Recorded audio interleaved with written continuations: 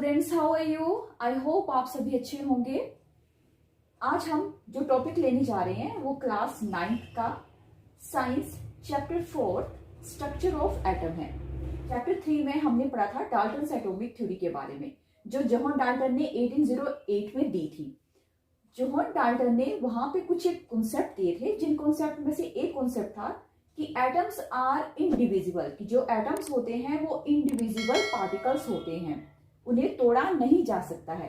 But at the end of the 19th century, scientists find existence of the subatomic particles in atoms।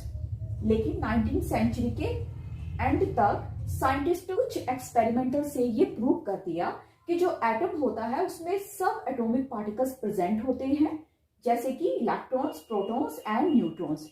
Now atom जो होता है वो एक indivisible particle नहीं है, उसमें सब एटॉमिक पार्टिकल्स प्रेजेंट होते हैं, जिसमें इलेक्ट्रॉन और प्रोटॉन जो है वो चार्ज पार्टिकल्स होते हैं और जो न्यूट्रॉन होते हैं वो न्यूट्रल पार्टिकल्स होते हैं।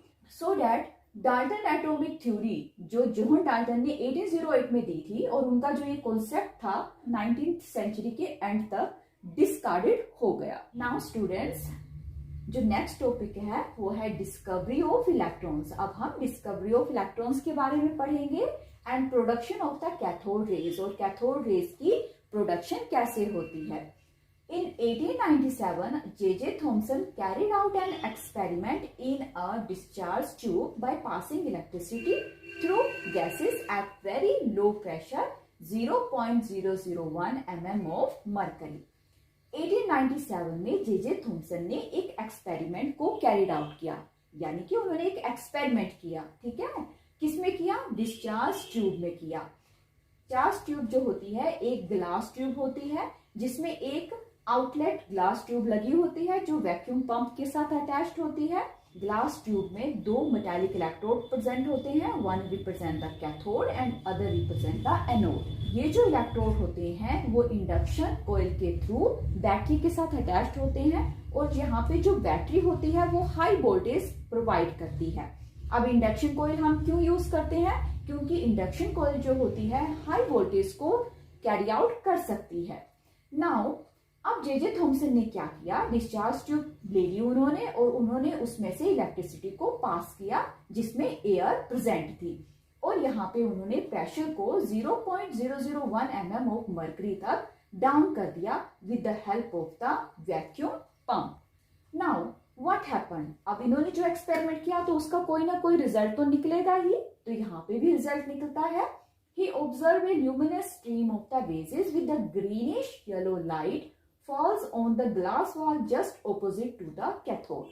J.J. थॉमसन ने ऑब्जर्व किया कि एक ल्यूमिनस स्ट्रीम्स ऑफ रेजेस जो हैं वो ग्रीनिश येलो लाइट के साथ बिल्कुल कैथोड के opposite, that is at the anode के पीछे जो ग्लास वॉल थी वहां पे जाके वो स्ट्राइक कर रही थी और वहां पे ग्लो कर रही थी।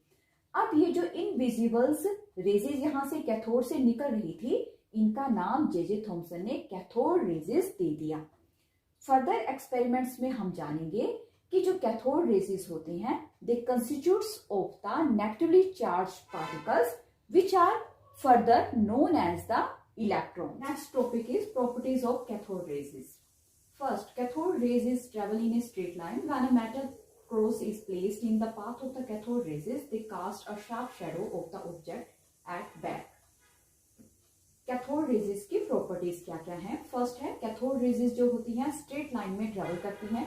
जब हम उसके पाथ में एक मेटल क्रॉस रखते हैं तो उसकी शेडो जो है बैक में हमें मिलती है। That proves cathode rays travel in a straight line. Second one is cathode rays are made up of the material particles. If a light paddle wheel is placed in the path of the cathode rays, when they strike the blade of the upper half of the paddle wheel, it start rotate। जब हम cathode raises के वे में एक pedal wheel रख देते हैं जो कि माइका का बना होता है, तो जैसे ही वो अपर हाफ के साथ स्ट्राइक करती हैं तो वो रोटेट करना शुरू कर देता है, जैसे आप फिगर में देख रहे हैं। तो दैट्स प्रूफ दैट कि कैथोड रेजेस जो हैं वो मटेरियल पार्टिकल से मिलकर बने होते हैं। Next property is cathode rays carries negative charge। When an electric field is applied on cathode rays, they show deflection toward the positive plate of electric field This shows that the cathode rays carries negative charge and the constituent particles must have the negative charge, later called electrons. Cathode raises के ऊपर negative charge present होता है।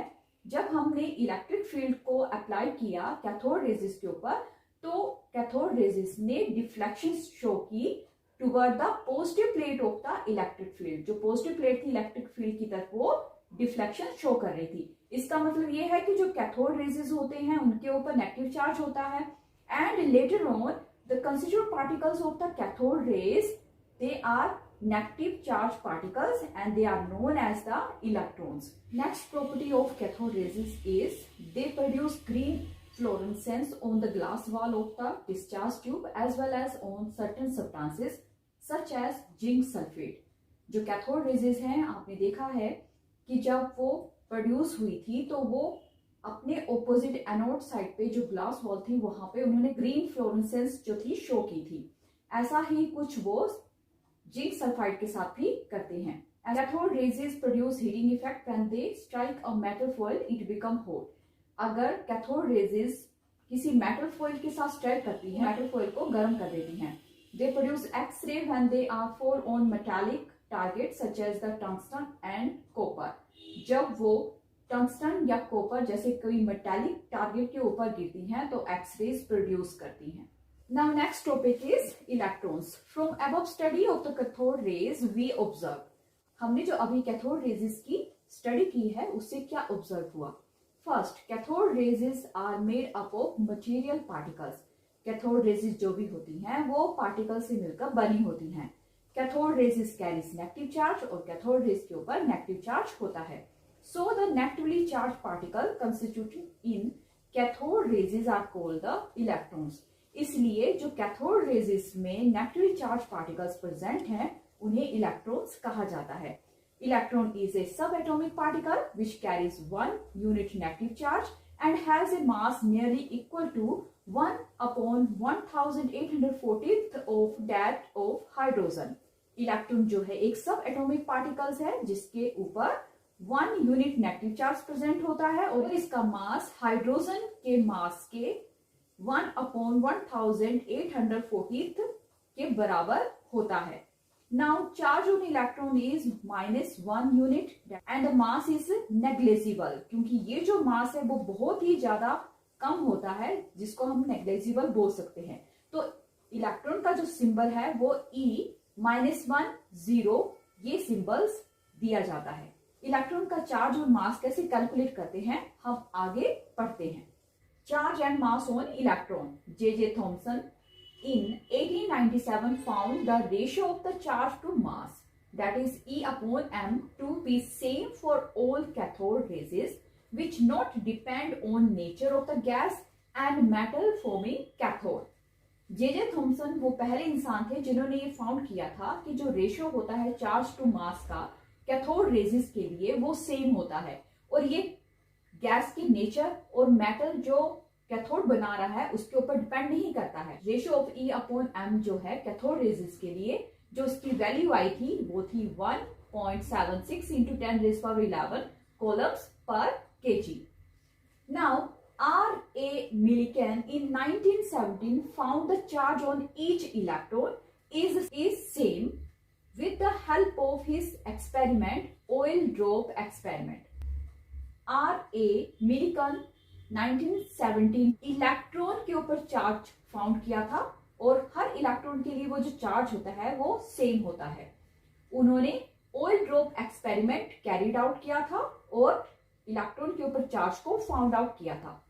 Now oil droplets were charge by capture of electrons. जो oil drops थे वो electron को capture करने के बाद चार्ज हो गए। Charge on these droplets was noted by the speed at which these were moved between two plates of an electric field of a particular strength. Electric field के दो प्लेट्स के बीच में उनकी मूवमेंट किस स्पीड पर हुई उसके बेस पर उन ड्रॉपलेट्स के ऊपर चार्ज को नोट किया गया। Every time if the found that the charge was always multiple of an elementary charge of 1.60 × 10⁻19 columns. और हर बार ये पाया गया कि जो चार्ज होता है ड्रॉपलेट्स के ऊपर वो एक एलिमेंट्री चार्ज का मल्टीपल होता है और उसकी जो वैल्यू है वो है 1.6 into 10⁻⁻19 coulombs. So the charge on electron is 1.6 into 10⁻⁻19 coulomb. Now अब हमारे पास ratio of E upon m की वैल्यू है और चार्ज ऑन इलेक्ट्रॉन की वैल्यू है. So we can calculate the mass of the electron. Now we have the value of the E upon m is equal to 1.76 into 10⁻11 coulombs kilogram per inverse. Charge on electron is equal to 1.60 into 10⁻⁻19 coulomb. So m is equal to E upon ratio of E upon m. We are putting the value of the E 1.60 into 10⁻⁻19 coulomb upon ratio of E upon m 1.76 into 10⁻11 coulomb kilogram inverse. If we solve it, we get the value of m, that is 9.1 into 10⁻⁻31. This is the mass of an electron. Students, in this video we have discussed about the discovery of electron and production of cathode ray.